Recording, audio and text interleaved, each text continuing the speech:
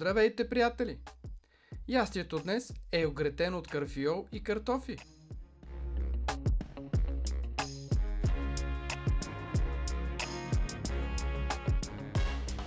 Трябват ни масло, яйца, малко брашно, кашкавал, разбира се, карфиол и картофи. И накрая прясно мляко. Вижте как се приготвя. Сваряваме картофи.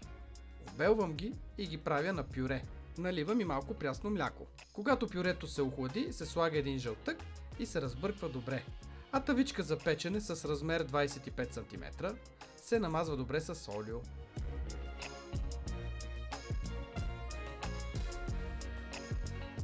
Ето така, с картофеното пюре правя квадрат. Оставям средата празна. В нея ще сложа карфиола. За целта карфиола трябва да се нареже на по-малки розички и да се сложи в подсолена вода. Той става по-вкусен, като се вари заедно с клонка целина. Достатъчно е да варим карфиола 5 минути, не повече. И сега се прави бял сос, за да се залее ястието. Стопявам масло и поръсвам с брашно. Щом брашното стане златисто, трябва да налея студено прясно мляко. Разбърквам, загрявам и изчаквам соса да се уплътни. Посолявам. Ето, гъстия сос е готов. Накрая част от кашкавала слагам вътре, за да се уплътни, и разбърквам. Сварения и отцеден карфиол слагам при картофеното пюре. И след като го сложа, поливам с соса.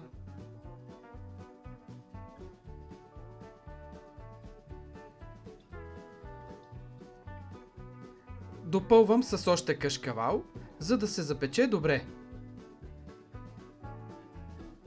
Така, загряваме на 200 градуса фурна, желателно е на горен реотан. И за около 25 минути този прекрасен огретен се запича.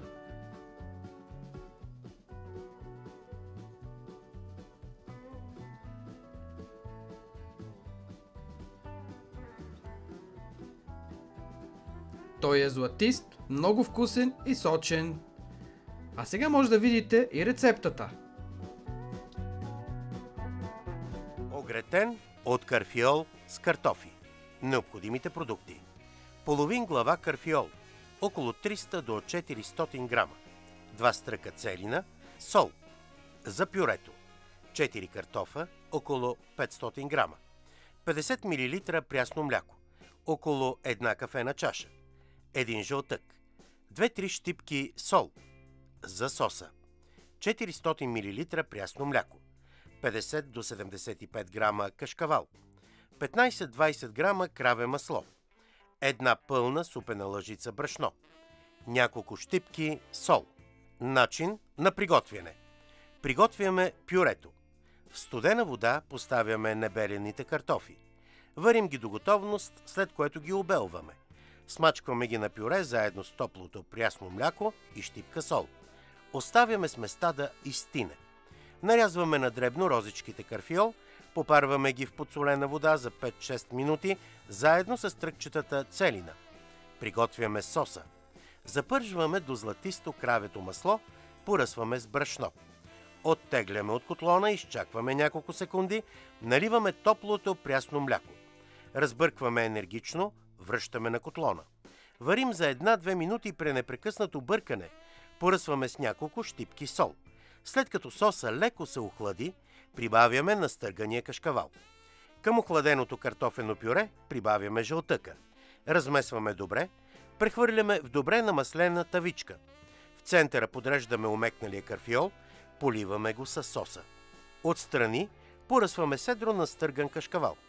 Поставяме тавата в предварително загрята фурна. Печем на 200 градуса на горно печене или на грил в продължение на 20 до 25 минути или до златисто.